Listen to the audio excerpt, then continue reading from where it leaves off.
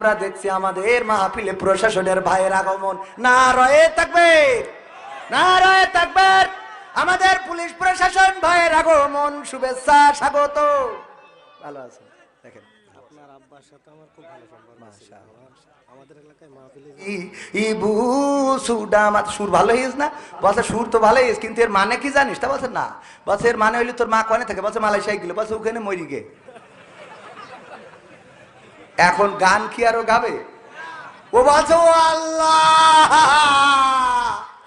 এ কি হইলো গো বাবা। কানবে না? কানবে না? তার মানে বুঝার দরকার আছে না নাই? কুরআন যদি না বোঝে তো সারা জীবন পড়েও জিহাদ খুঁজি পাবে? ও তো খালি গান গাই বেড়াবে এই বুঝুটা মাতি। কথা কি বোঝা গেছে?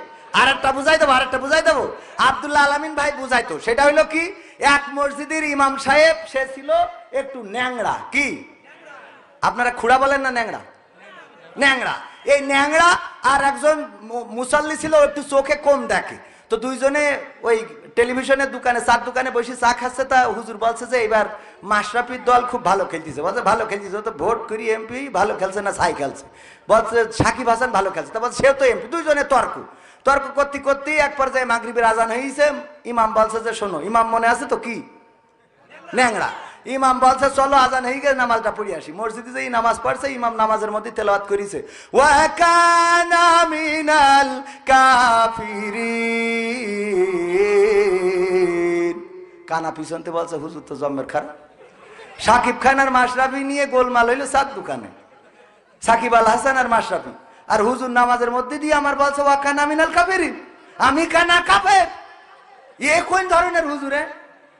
আচ্ছা হুজুরির আজকে মাফ করে দিলাম, এবার কোনোদিন যদি বলে তাইলে সেদিন ছাড়বো না। এরপরে আবার যেদিন আর একবার তেলাওয়াত করে ফেলাইছি ইমাম সাহেব, ওয়া কানা মিনাল কাফিরিন। কানা বলছে হুজুর আগের দিন মাফ করে দিলাম, আপনি আমার গ্রামের হুজুর, হাজার হলো মসজিদের ইমাম, আপনার সম্মান আছে। আর আপনার কত যত্ন করে আমরা খাওয়াই, আমার বউ মুরগি জবাই করে কিডনি ফুসফুসে খুলে আপনার খাওয়ায়। আর আপনি প্রতিদিন নামাজ দিয়ে বলেন যে ওয়াকানা মিনাল কাফিরিন। আপনি ইমাম, আপনার বলার অধিকার আছে বলে আমার প্রতিদিন কাফের বানাবেন তা হবে না। আমার তো লুকমা দেওয়ার অধিকার আছে, আজকে আমি লুকমা দিচ্ছি। আল্লাহু আকবার। ওয়া ন্যাংরা মিনাল ফাসিকিন। আমি কানা কাফের হইলে তুমি ন্যাংরা ফাঁসে। তাহলে কি বোঝা গেছে? কি বোঝা বোঝে? কি বোঝা বোঝে? বোঝা গেছে তো? হুজুর জিহাদ মিহাদ কোথায় আছে দেখিনি কোনখানে, দরগা পীরের মাজার আমার অনেক বেশি টানে, সেথায় গেলে শর্টকাটে ভাই জান্নাত পাওয়া যায়, পরকালে তরাই নেবে চিন্তা তেমন নাই। পীর সাহেবের কাছে মুরিদ আমি আমার নেতা, বছর বছর নাজরানা দি আমি আবার সেথা, হইলে ওরস কোনো ভাবে মিস্ত করি না, ওখান থেকে আল্লাহ রাসূল হয়েছে জানা। তাই রাজনীতি চলবে না ও হুজুর, রাজনীতি চলবে না, তাই রাজনীতি চলবে না ও ভাই, রাজনীতি চলবে। আমরাও বলি কোন রাজনীতি হবে না। কোরআনের মাহফিল কেন রাজনীতি করব? কেন রাজনীতির কথা বলবো গো? রাজনীতি তো তাদের দরকার যারা ট্রাক নিয়ে দৌড়দৌড়ি করে, যারা বাস নিয়ে দৌড়দৌড়ি করে, যারা ইগল নিয়ে দৌড়দৌড়ি করে, যারা কিস্তি নিয়ে দৌড়দৌড়ি করে, তারা রাজনীতি করো, কোনো আপত্তি নেই এই রে। আমরা কোরআনের নীতির কথা বলবো, তোমরা আমাদের কোনো ঝামেলা করবা না। ঠিক না বেঠে? কোরআনের নীতি করা যাবে তো? কোরআনের পক্ষে কথা বলবো, দল মত নির্বিশেষে কোরআন কায়েমের জন্য যদি ডাক আসে, আমি বলেছি ওগো তাওহীদি জনতা, কে আওয়ামী লীগ, কে বিএনপি, কে জামাত, কে জাসদ, কে বাসদ, কে হেফাজত, এটা বড় কথা নয়। আল্লাহর দ্বীন আল্লাহর জমিনে কায়েম করতে হবে। যেইখানে আছো সেইখান থেকেই তোমাকে চেষ্টা করতে হবে।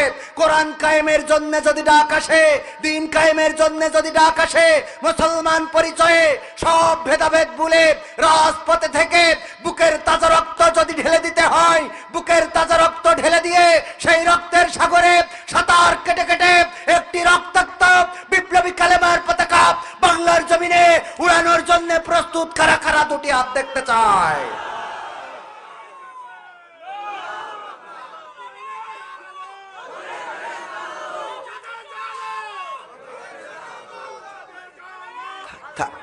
থাক বাজান, কষ্ট করিল না, খুব কষ্ট আছে বাজান, আপনাদের কষ্ট দেখে আমার খারাপ লাগলো। আরে সাহস মানে কি, বিশাল সাহস মানে, দেখো হ্যাঁ, একের বউ থাকে কি করে এটাই তো বুঝি না।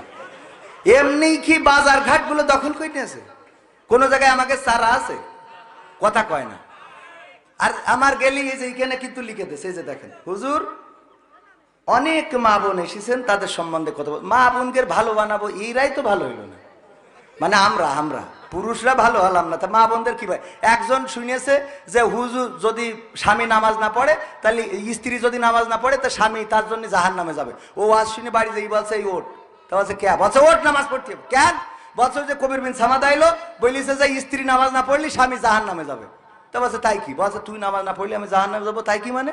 তা বলছে তুমি তো নামাজ পড়ো না, বলছে আমার জন্য আমি জাহান নামে যাবো, তোর জন্য যাবো কে, আমার জন্য আমি যাবো, অসুবিধে নেই, তোর জন্য যাবো, তুই কি মনে ভাবিছিস। ওঠ, বলছে শীতের রাতে ডিস্টার্ব করি না, কালকে পড়বান। বলছে কে কালকে, আজকে তোর এখনই নামাজ, কি এর কালকে। বলছে শীতই কোন পাগলের রস শুনে আইসা কদিন, তা উঠোয়ে জোর করে উজু করাই নিয়ে আইসে, থর করে কাঁপতেছে। বলছে তো বলো এখন কোন নামাজ, তো বলছে পড় যা হয়, বলছে যা হয় পড় কি, রাত 12টার সময় নামাজ কম, শীতি বাজছি নে, তুমি ইমামতি দাঁড়াও, আমি পিছনে দাঁড়াই। তা বলছে যা হয় পড়, যা হয় পড়, বলছে যা হয় পড় কি, তুমি সামনে দাঁড়াও, শীতি উজু করাইলে কেন আবার, বলছে ওরা করছিস কেন, কালকে তো পয়সা না হয়ে গেছে, আমার ঘরে হয়ে গেছে। উনি সারাদিন চার দোকানে থাকবে, ওই পরিমণি, তারপরে বুবলি, তারপরে এই যে এইসব আছে আরো নাম আপনারা জানেন সব, আমি করতে পারবো না, ওই সব দেখি বেড়াবে। আর আমাদের কাছে ফোন দেখাবে, হুজুর আমার বউ বেপর্দাশীল হয়ে গেল, একটু ওয়াজ করে দিয়েন। ওরে বেপর্দা তো তুই, খেলা তোর কোনোদিন পাওয়া যায় না মসজিদে, বেপর্দা কিডা, কথা কয় না। এইবার মনে হয় গায়ে লেগে গেছে গো, মা বোনেরা কাছে খেলা হবে, মা বোনেরা কাছে আগামীতে এই হুজুরি আনতে হবে, কারণ উচিত কথা আজকে ধরা পড়ে গেছে। তুমি চার দোকানে বসেতে সালমান খান, শাহরুখ খান, পরিমণি, তারপরে এইসব মেরি তেস মেরি, তারপর যাবা আজ এই স্ত্রীর রাত 12টার সময় কবার এই দরজা খোল, দরজা খোল, পাকামো পাইছাও। নিজের ভালো হওয়ার দরকার আছে না নাই? স্বামী যদি নামাজি হয়, স্ত্রী নামাজি হবে না, হবে না? এই যুবকেরা আসছে লাইলাতুল 14 ফেব্রুয়ারি, লাইলাতুল ভ্যালেন্টাইন্স ডে, ও 14 তারিখই মোটর সাইকেলের পিছনে নিয়ে গদখালি যাইয়ে ঘুরে ফুলির মালা একটা নিকে এনে দিয়ে তে ঘুরাই নিয়ে বেড়াবে, আর বিয়ের সময় বলবে হুজুর একটা হাফেজা মেয়ে দেখে আমার লাইন করে দেন, পাকা মকু থাকার হাফেজা দেখে তুই যাইটারে তেজ মেয়ে থুলি ওটা কিনা নেবে, কথা কয় না। এই সত্য না মিথ্যা? আবার ওরাও খারাপ, 14 তারিখ আসলি কয় শোনো তুমি যদি 3 পিস না দাও তাহলে বলো আমি আবুল মেম্বারের ছেলের সাথে কাটাকাটি, সত্য না মিথ্যা? এ এখন করে কি বাবা, লুঙ্গি চুরি করে বেশি 3 পিস কেন? এই অবস্থাগুলো করছে মেয়ে মানুষরা, ওরা গদখালি যায়, মেয়ে মানুষ না গেলে ওরা গেছ কি করে? আর এগুলো শাসন করার মতো কেউ নেই, আমি ছাড়া দেখি কেউ কোনো কথা বলে না, বলে বলেন কেউ কোনো, চোখের সামনে দেখ খারাপ হয়ে যাচ্ছে, চোখের সামনে পার করে গেলে কিছুই বলিনি আমি, হ্যাঁ? কেউ প্রতিবাদ করে? প্রতিবাদ করছেন না মানে আপনি আপনার জাহান্নামটা ডেকে নিয়ে আসছেন। মা কয় কি, কয় বাবু তোর মেয়ে কোচিং এ যায়, তো বলছে আজ শুক্রবার যাবে কেন? বলছে আল্লাহ তোর মেয়ে মনে হয় তো ব্রিলিয়ান্ট না, কেন? তো বলছে আমার মেয়ে শুক্রবার কেন, ঝড় বৃষ্টি 10 ডিগ্রির নিচেই থাকলেও যায়। এবার হঠাৎ করে একদিন বলছে যে বাবু 3 দিন হইলো মেয়ের খুঁজে পাচ্ছি না। বলছে কেন? তো বলছে আসেনি, বাড়ি আসেনি। বলছে তাহলে কোনে কোচিং করে বেড়াচ্ছে? কোচিং করতে গিয়ে 3 দিন একটা না কোচিং কাছে, পরে খোঁজ পাওয়া গেল কক্সবাজারে, কক্সবাজারেও কোচিং মাস্টার আছে না নাই? এগুলো কি করে ভালো বানাবো? স্টার জলসা জি সিনেমায়, স্টার জলসা জি সিনেমায় জ্বলছে বাংলাদেশ, হিন্দি সিরিয়ালে আমার মা বোন করলো শেষ, ইমো মেসেঞ্জার কলে মা বোন করলো শেষ। পরিবারের অশান্তি আজ যাহার কারণে, ও সব চ্যানেল দাদার দেশের তাও তো সবাই জানে। পরিবারের অশান্তি আজ যাহার কারণে, ও সব চ্যানেল দাদার দেশের তাও তো সবাই জানে। বন্ধ করলে ও সব চ্যানেল, বন্ধ করলে ও সব চ্যানেল খেপবে দাদা বেশ। হিন্দি সিরিয়ালে আমার মা বোন করলো শেষ। স্বামী স্ত্রী নাই কোনো মিল, সিরিয়ালের অবদান। কত নারী যাচ্ছে ছেড়ে স্বামী ও সন্তান। স্বামী স্ত্রী নাই কোনো মিল, সিরিয়ালের অবদান। কত নারী যাচ্ছে ছেড়ে স্বামী ও সন্তান। পরকিয়া প্রেমের লাগি, পরকিয়া প্রেমের লাগি সংসার হইল শেষ। হিন্দি সিরিয়ালে আমার মনিরামপুরের মা বোন করলো শেষ। নামাজ পড়ার পায় না সময় সিরিয়ালের লাগি, স্টার জলসাজি সিনেমা দেখে সারা রাত্রি জাগি। কেউ বা আবার হিন্দু আনির, কেউ বা আবার হিন্দু আনির ধরে নানান বেশ। হিন্দি সিরিয়ালে আমার মা বোন করলো কি? কথা সত্য না মিথ্যা পর্দা করে না, আবার অনেকেই পর্দা করে নামমাত্র। এমন এমন বুরকা পরে গো, ওই দেখে আবার ঝামেলা আছে না নাই? তার মানে তার কি পর্দা করার ইচ্ছা না? পর্দা করার ইচ্ছা না। ও বলে হ্যাঁ ওই যে দোকান হয়েছে। হ্যালো, হ্যাঁ বল্টু, হ্যাঁ তুমি কখন আসবা? হ্যাঁ একদিন সিনাক্সে যাবো। হ্যাঁ আমার স্বামী টাকা পাঠিয়েছে। ওর স্বামী টাকা পাঠিয়ে সিনাক্সে যাবো আরেকজনের সাথে। এই কথা সত্য না মিথ্যা? স্বামীর কথা ভাল লাগে না। বল্টু ফোন দিলে, হ্যাঁ বল্টু ভাই তোমার ওই কুত্তা কাটিং কোথা থেকে দিয়েছো? অনেক ভালো লাগতেছে। হ্যাঁ বেবি। এবার যে এর মধ্যে স্বামী কল ঢুকে ধরি, এ কি হয়েছে তোমার? এত ফোন দাও কেন তুমি? এই বিদেশে কি কাজ করা লাগে না? মালয়েশিয়ায় গেছো তুমি খালি বোর কাছে ফোন দেওয়ার জন্য? হ্যাঁ বল্টু ভাই, হ্যাঁ ওই পাগলটা ফোন দিয়েছিল। ওরে পাকামো, স্বামীর সাথে এক টন, বল্টুর সাথে আর এক টন। আছে না নাই? ও গো আমার মা বোনেরা, এইগুলো যদি করে থাকেন আল্লাহর কসম আপনার স্বামীর আমানতের খেয়ানত করেছেন। আর এটার জন্য পরকালের ময়দানে আল্লাহর নবীর সুপারিশ পাবেন না। কারণ যারা দায়ুস হয়েছে তাদের সুপারিশ করবে না। আর আল্লাহর নবীর সুপারিশ যদি না পান গো, তাইলে জাহান্নাম আছে না নাই? দুনিয়ার এই অল্প কয়দিনের রং তামাশায় যদি আল্লাহকে ভুলে যান, আল্লাহকে যদি অভিভাবক হিসাবে মেনে না নেন, আল্লাহর প্রতি আপনি যদি আসক্ত না থাকেন, পরকালের ময়দানে বিপদে পড়া লাগবে না? লাগবে না? আমাদের অভিভাবক হিসাবে কাকে পেতে চেয়েছি? আল্লাহকে। কেন চেয়েছি আর একটা বললে আপনি বুঝতে পারবেন। এক মাঠে গরু ঘাস খাচ্ছে, হঠাৎ করে একটা বাঘ বেরোয় গরু রে করেছে তাড়া। গরু দেখিস যে এ বাঘের সাথে তো দৌড়ই পারবো না। পাশে ছিল একটা কাদা নরম জায়গা, নরম ক্ষেত, ঝাঁপ দিয়েছে সেই ক্ষেতের মধ্যে। আর বাঘের গতি ছিল বেশি, ও ঝাঁপ দিয়েছে, কিন্তু গরু থুয়ে 3 হাত সামনে চলে গেছে। এখন এমন কাদা যে গরু উঠতে পারতেছে না, বাঘও উঠতে পারতেছে না। যত উঠতে যাচ্ছে তত জড়াই যাচ্ছে। এর মধ্যে গরু জাবর কাটাচ্ছে। বাঘ বলছে, গরু তুই তো আসলেই গরু। বলছে কেন? বলছে এই বিপদের মধ্যে তুইও কাদায় আটকে গেছিস, আমিও আটকে গেছি। তুই যদি এখানে ঝাঁপ না দিতিস তাহলে আমি তোরে ধরে খাতাম, আমি তো বেঁচে থাকতাম অন্তত। কিন্তু তুই যদি দৌড়ে পালাই যাতিস তাহলে ভালো কথা, যে দৌড়ে বের হয়ে গেল। কিন্তু এমন জায়গায় ঝাঁপ দিছিস যে তুইও বাঁচবি না, আমিও বাঁচবো না। আর এখন তুই জাবর কাটাছিস, তোর তো লজ্জা শরম বলে কিছু নেই। তো গরু বলছে যে তুই দোস্ত, গরু হইতে পারি, এত হালকা না, কিন্তু তুমি তো দেখছি বলদ ক্লাসের। বলছো কেন? বলছো ওগো দোস্ত, দেখো তুমিও কাদায় ঝাঁপ দিয়েছো, আমিও দিয়েছি। তুমি দুশ্চিন্তায় আছো, আমি দুশ্চিন্তায় নেই, যাবর কাটাই। কারণটা কি? কারণ হলো আমার একজন অভিভাবক আছে। আমি আমার যে মালিক, সে মাহফিলের সভাপতি। ও মাহফিল করতেছে বলে এখনো এখানে আসতে পারিনি। মাহফিল শেষ করি যখন গোয়াল ঘরে আমার পাবে না, তখন লাইট মেরি খুঁজে বেড়াবে। খুঁজদি যখন আমার এখানে পেয়ে যাবে, তখন আমার তো উদ্ধার করে নিয়ে যাবে। আর তোর দেখার পরে এখানে কবর দিয়ে যাবে। ঠিক না বেঠে? তেমনি ভাবে যারা আল্লাহকে অভিভাবক হিসাবে পেতে চায়, ওদের যত কাদার মধ্যে পড়ুক, যত জেলখানায় থাকুক, যত রিমান্ডে যাক, যত ফাঁসিতে ঝুলাক, 13 বছর কেন 23 বছর, 63 বছরও যদি কারাগারে রাখে গো, ওরা জানে একদিন আল্লাহ উদ্ধার করার মালিক আছে না নাই। আর যাদের আল্লাহ অভিভাবক না, ওরা জাবর কাটাইতেও পারবে না।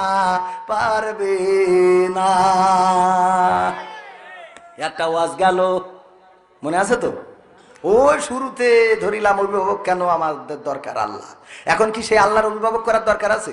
এর ব্যাখ্যাটা হলো এই, যার চাকরি নাই, তাহাজ্জুদের নামাজে উঠে আল্লাহর কাছে যদি কাঁদতে পারো, ওগো আল্লাহ কর্ম নাই, লেখাপড়া করে বসে আছি, তুমি চাকরির ব্যবস্থা করে দিতে পারো, আল্লাহর ক্ষমতা আছে না নাই? যে ঋণগ্রস্ত, টাকা শোধ হয় না, আজকেও দেখলাম একজন দুবাইয়ে 33 বছর ধরে দুবাইয়ে রয়েছে, প্রবাসী, আত্মহত্যা করেছে। নিশ্চয় পরিবারের কোনো সমস্যার কারণে আত্মহত্যা করেছে। ওই ব্যক্তি যদি সমস্যাগুলো আল্লাহর কাছে বলতো, যদি আল্লাহর কাছে নিজেকে নিবেদিত করে দিত, সমস্যা দূর করার মালিককে। এই জন্য দেখবেন যে ইমাম সাহেবদের দুশ্চিন্তা কম না বেশি? কম। নিশ্চিন্তে খায়, পান খায়। দেখবেন হুজুররা কুপান দিয়ে পান খায়, টেনশন নেই তো, গরুর মতো খালি জাবর কাটায়, টেনশন নেই। আমি মাঝে মাঝে নাটকের জন্য খাই, খেয়াল করেছেন না? আবার মনে করেন না যে গরুর সাথে তুলনা, মানে এটা একটা কথার কথা বললাম। চিন্তা নেই। এক গরিব ফকির ভিক্ষে করে আর স্কুলে যেই শুয়ে থাকে, ওই স্কুলের সামনে একটা ছিল 5 তলা বিল্ডিং, তার 3 তলায় এক সাহেবে যেদিনই ঘুমিতে হঠাৎ ঘুম ভাঙলে উঠে দেখে উনি জানলাই ওই ব্যালকনিতে হেঁটে বেড়াচ্ছে, খালি এরম করে পিছনে হাত বেঁধে হেঁটে বেড়ায়। আবার ঘুমিতে আবার যে পিসাব লাগে ওঠে, উঠে দেখে উনি হেঁটে বেড়াচ্ছে। তো একদিন ফকিরের চিন্তা হয়ে যায়, আশ্চর্য ব্যাপার, ঘুমিতে উঠলেই দেখি উনি হেঁটে বেড়ায়, কে সারা রাত ঘুমায় না কেন? তো ওনার কাছে গেছে, যেই বলছে যে এই যে সাহেব, আমি তো ফকির মানুষ, আপনি এই যে ঘুমান না সারা রাত, পায়চারি করেন, কি সমস্যা কি আপনার? তো বলছে যে তোমার কি প্র্যাকটিক্যালে বুঝাইনো লাগবে? তা বলছে একটু বুঝলি ভালো হইতো। তা বলছে কি করো? ভিক্ষে করি খাই। তা বলছে আমি তোমার এক কাজ করি, তোমার 1 লাখ টাকা দিচ্ছি। তো ওর 1 লাখ টাকা দিয়েছে যে 1 লাখ টাকা নিয়ে যাও। তো ও চিন্তা করছে, বাবা 1 লাখ টাকা, এত ভিক্ষে করি 100-200 টাকাও হয় না, আরে 1 লাখ, আল্লাহ কত বড় লোক। ও এসে ওই রাত্রি যখন স্কুলে ওই শুতি গেছে, খালি মনে হচ্ছে এই টাকা কনে রাখবো, এ তো চোরে নিয়ে যাবে না, বালিশের মধ্যে রাখি। আবার মনে হচ্ছে ঘুম পড়লি যদি নিয়ে যায়, মনে করছে খেতার তলে রাখি, তো খেতার তলে আমি যেই মুড়া মারবো, এই পাশে যদি কেউ দেখি ফেলে। এই টেনশনে সারাটা রাত ওই টাকা নিয়ে মোট ঘুম হয়নি। পরের দিন যাই বলছে যে বাবু এই তোমার টাকা নিয়ে আসলাম, নাও। বলছে কেন? বলছে ওই টাকার মালিক হয়ে রাতের ঘুম হারাম করতে চাইনি। কথা কি বোঝা গেছে? তার মানে টাকা থাকলেই সুখ হয়, টাকা থাকলেই ঘুম হয় না। আল্লাহর প্রতি যারা সন্তুষ্ট থাকে, আল্লাহকে যারা অভিভাবক মেনে নেয়, এদের শান্তির কোনো শেষ। মারাও যদি যায় নিশ্চিন্তে মারা যাবে, কোনো টেনশন নেই। আর যারা বেকায়দা অবস্থা করে বেড়াইছে গো, ওরা মারা যাওয়ার সময় ছেলিগের বলে, খুকা আমি তো মারা যাব, আমি মারা যাওয়ার সময় আমার কাফনের কাপড় দিবি, একজনের কবরতে চুরি করে নিয়ে আসবি, নিয়ে আসি কবর দিবি। তা বলছে এটা একটা কথা হইলো, কাফন চুরি করে কবর দেবো মানে?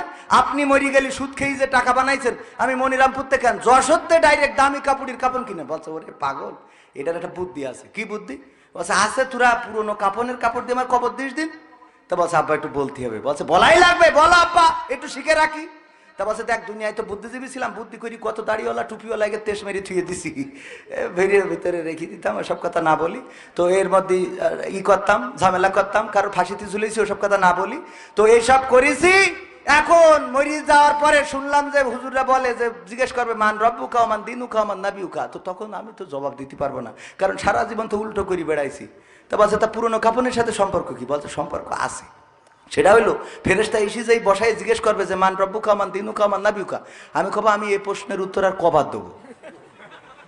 তো তখন কবে কবার দেবো, তার মানে কব কাপনের কাপড় দেখে বুঝতে পারছো না আমি তো আজকের লাশ না, কাপনের কাপড় পুরো নেই ছিঁড়ে যাতি গেল, আবার এসে জিজ্ঞেস করছে বুদ্ধি খাটবে ওখানে, পাকামো খাটবে। اليوم نختم على أفواههم وتكلمنا أيديهم وتشهد أرجلهم بما كانوا يكسبون। আমার আল্লাহ বলছেন ওই দিন পরকালের ময়দানে আমি মুখে আটা মেরে দেব। কেন মেরে দেব?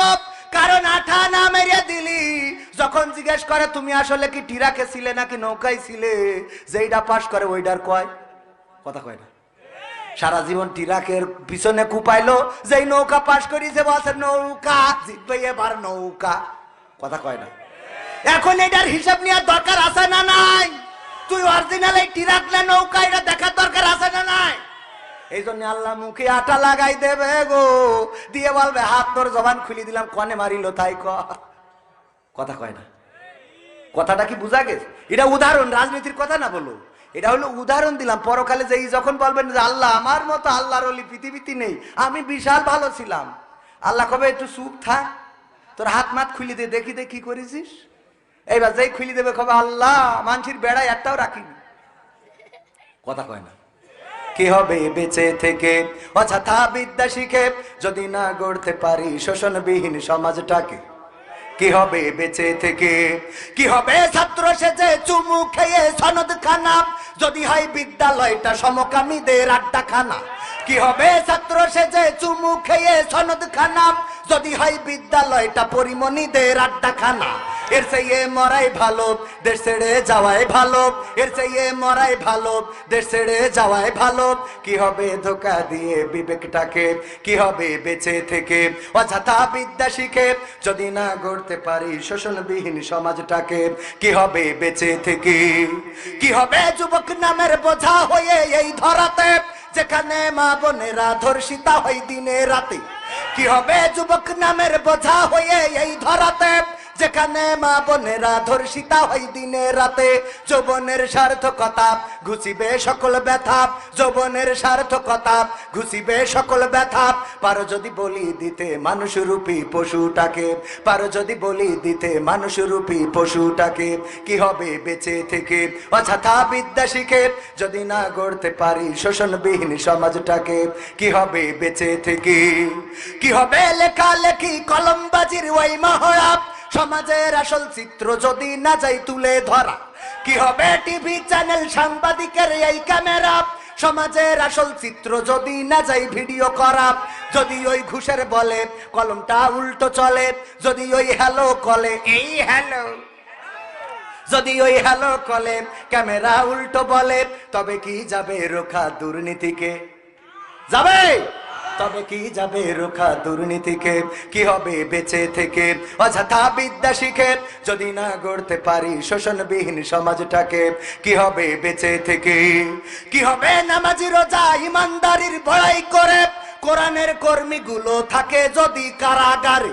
কি হবে নামাজি রোজা ইমানদারির বড়াই করে কোরআনের কর্মীগুলো থাকে যদি কারাগারে? মসজিদের কোণে বসে জিকির যত করো খুশি, মসজিদের কোণে বসে তাসবিহ যত টানো ঠেসে, এভাবে যায় না পাওয়া আল্লাহকে? যাবে? এভাবে যায় না পাওয়া আল্লাহকে। কি হবে বেঁচে থেকে অযথা বিদ্যা শিখে যদি না গড়তে পারি শোষণবিহীন সমাজটাকে? কি হবে বেঁচে থেকে? কি হবে আলেম হয়ে ইমাম সেজে মসজিদেতে পারো যদি সত্য কথা উচ্চ স্বরে না বলিতে? আছে না নাই?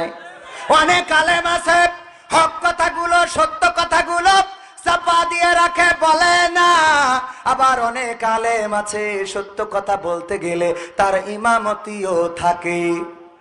এমন কমিটি আছে না নাই?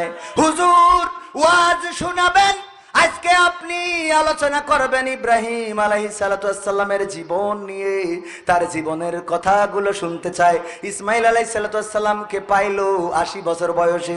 ঘটনাটা ভুলে গেছি, একটু মনে করে দেবেন হুজুর। সভাপতি বলেছে, হুজুর যখন ওয়াজ করেছে ইব্রাহিম আলাইহিস সালাতু ওয়াস সালামকে নিয়ে, বলেন নমরুদের কথা আসবে না? আসবে না? কথা কয় না। নামাজ শেষে সভাপতি ডাকছে, হুজুর এদিকে আসো। হুজুর এই চাই আলোচনা করতে বললাম কি আর করলেন কি? বলছে কেন?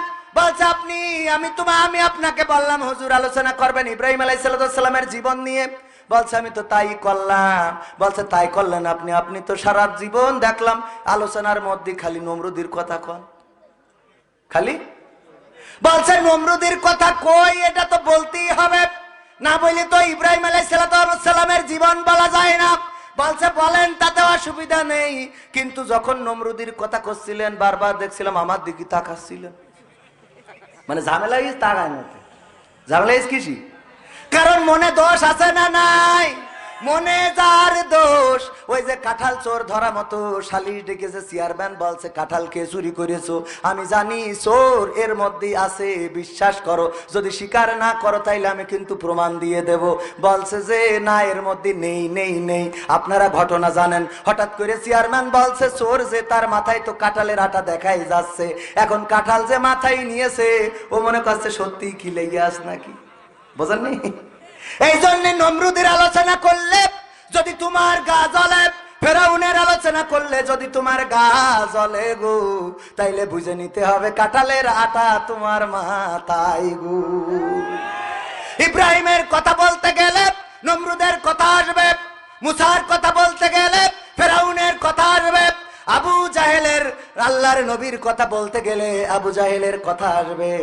আর যদি বর্তমান সময়ে দিনের দায়ীদের কথা বলতে গেলে, দিনের দায়ীদের কথা বলতে গেলে অনেকের কথা আসতে পারে না, পারে না। এটা কি ইচ্ছা করে বলা নাকি কোরআন হাদিসের সাথে মিলে যায় না, যায় না? আমি বললাম সংবিধানে রাষ্ট্র ধর্ম ইসলাম আছে বলে তোমার কেন জ্বলে রে বন্ধু, তোমার কেন জ্বলে? কথাটা লাগবে কার? কথা কয় না। কার গায়ে লাগবে? কয় নমরুদের। সেই ধরি কি পড়ালাম আমি, সেই ধরি পড়ালাম কি? বলছে বেহেশতে যাবি, কিডা কিডা হাত তোল। তা সবাই হাত তুলিস, খালি ফজা হাত তুলিনি। বলছে ফজা তুই যাবি না? বলছে না, আমার বাড়ি থেকে ছাগল খাওয়া যাইতে হবে। বলছে কেন? বলছে আমি যদি বাড়ি থেকে ছাগল না খাওয়াই যাই, ছাগল যখন ভ্যাভা করবে না, ও মা বেহেশতে টেনে নিয়ে কুবান চুরবে না আমার। বলছে তোর দে হবে না, তোর বেহেশতে আল্লাহ দেবেও না। তো এখন সেই ধরে বুঝলাম কি, বুঝলো কি, ওরে ইসলাম মুছে দিতে চাইলো মুরাদ ভাই। কথা কি বুঝা গেছে? গেছে। সংবিধানে রাষ্ট্র ধর্ম ইসলাম আছে বলে তোমার কেন জ্বলে রে বন্ধু, তোমার কেন জ্বলে? শয়তানে জ্বালে কি আগুন তোমারই বগলে, তোমার কেন জ্বলে রে বন্ধু, তোমার কেন জ্বলে? ইসলাম হলো শান্তির ধর্ম, আছে সুবিচার, অন্য ধর্মের প্রতি কভু করে না অবিচার। মিলেমিশে থাকার কথা, মিলেমিশে থাকার কথা দিয়েছেন নবী বলে, তোমার কেন জ্বলে রে টাকলা, তোমার কেন জ্বলে?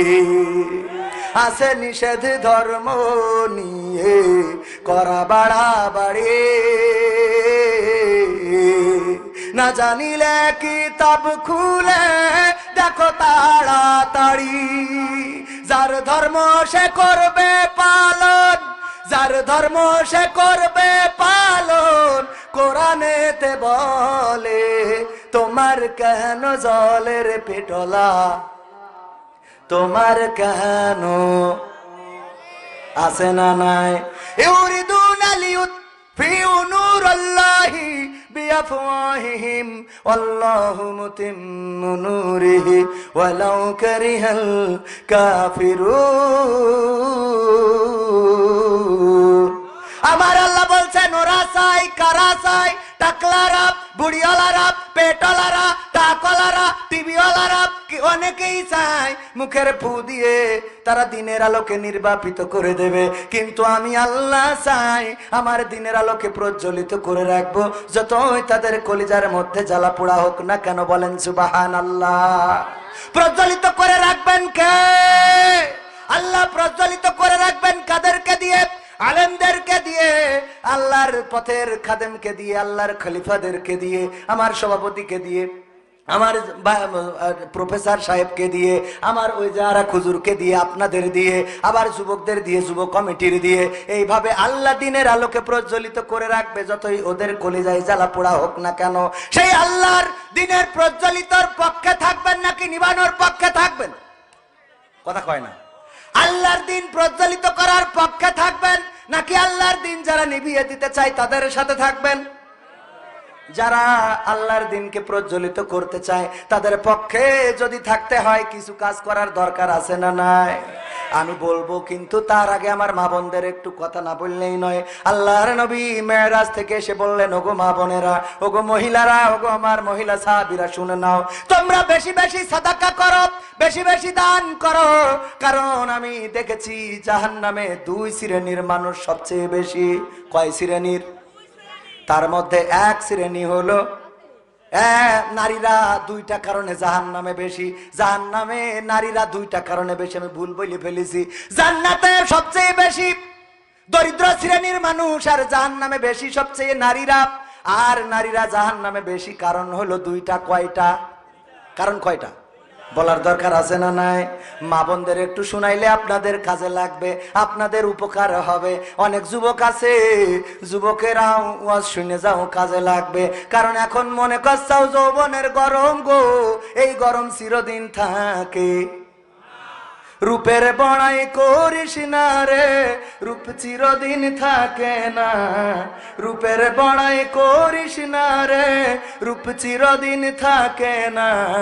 নিজের মুখটা দেখা একদিন হইব রে তোর যন্ত্রণা। নিজের মুখটা দেখা একদিন হইব রে তোর যন্ত্রণা। ঠিক না? রূপের বড়াই করিস না রে, রূপ চিরদিন থাকে না। রূপের বড়াই করিস না রে, রূপ চিরদিন থাকে না। নিজের মুখটা দেখা একদিন হইব রে তোর যন্ত্রণা। নিজের মুখটা দেখা একদিন হইব রে তোর যন্ত্রণা। সময় হইল বড় শিক্ষক, সব দিব শিখাইয়া। সুখের জীবন থাকবে না রে, দেখবে না কেউ চাইয়া। সময় হইল বড় শিক্ষক, সব দেব শিখাইয়া। সুখের জীবন থাকবে না রে, দেখবে না কেউ চাইয়া। বাইসা থাইকা মরবি রে তুই, জ্বালা সইতে পারবি না। বাইসা থাইকা মরবি রে তুই, জ্বালা সইতে পারবি না। রূপের নিজের মুখটা দেখা একদিন হইব রে তোর যন্ত্রণা। নিজের মুখটা দেখা একদিন হইব রে তোর যন্ত্রণা। কিসের এত বড়াই তোমার মাটির দেহ লইয়া? ময়রা দেখো পোকা মাকড়, শেষ করবো সব খাইয়া। কিসের এত বড়াই তোমার মাটির দেহ লইয়া?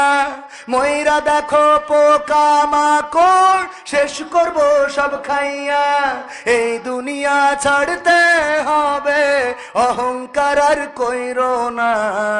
এই দুনিয়া ছাড়তে হবে, অহংকার আর কইরো না। নিজের মুখটা দেখা একদিন হইব রে তোর যন্ত্রণা। নিজের মুখটা দেখা একদিন হইব রে তোর যন্ত্রণা। রূপের বড়াই করিস না রে, রূপ চিরদিন থাকে না। রূপের বড়াই করিস না রে, রূপ চিরদিন থাকে না। নিজের মুখটা দেখা একদিন হইব রে তোর যন্ত্রণা।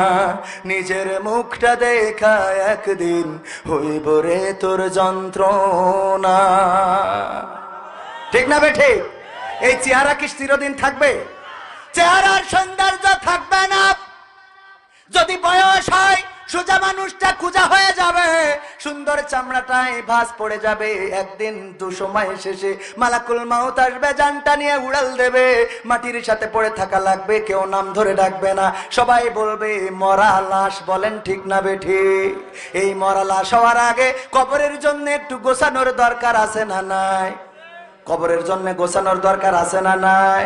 সেই কবরের জন্য গোছাতে রাজি কে কে? হাত দেখতে চাই। কবরের জন্য গুছাইতে রাজি কিটা কিটা? একদম সবাই কবরের জন্য গুছাইতে চান? সত্যি সত্যি? এই হাতটা এরকম করে নাড়েন দিন, নাড়েন, নাড়িয়েছেন? এই হাতটা, বাম হাতটা নামান, বাম হাতটা নামান, এই ডান হাতটা মুঠ করেন, মুঠ মুঠ মুঠ।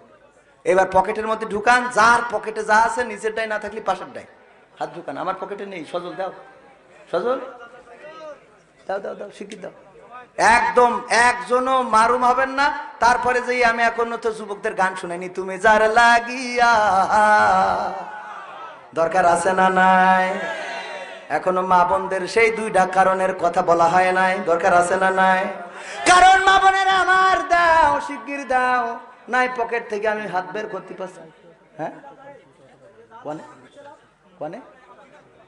ও মা বোনদের মধ্যে এই পকেটের মধ্যে ঢুকোই না আগে। এই যে আমি আগে ঢুকলাম, এই পকেট থেকে হাত বের করলাম, এই যে 500 টাকা।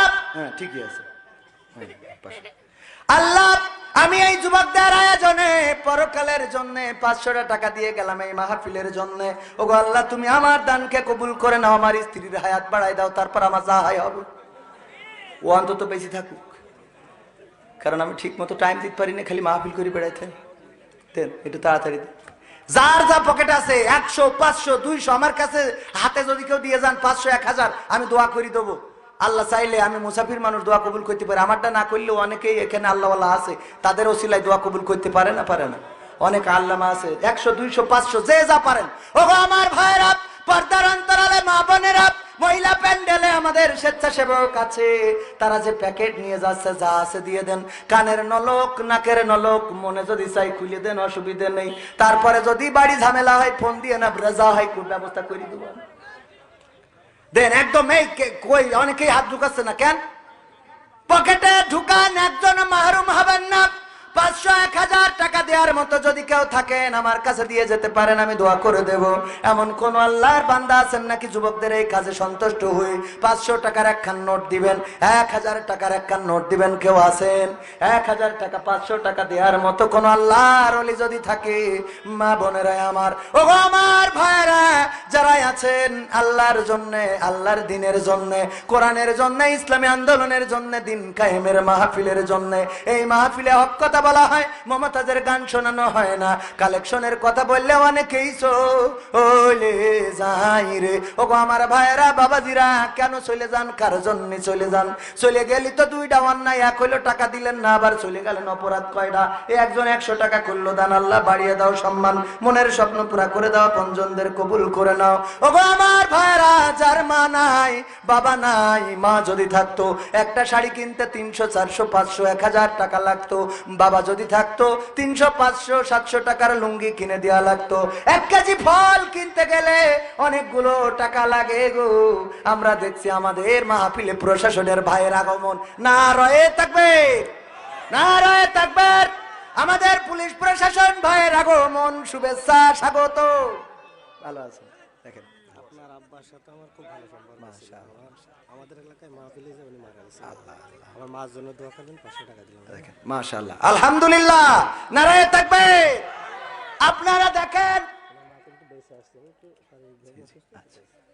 আমার পুলিশ ভাই এখানে ডিউটি করে, উনিও চিন্তা করলেন মাহফিলে যুবকদের জন্য দিয়ে যায়।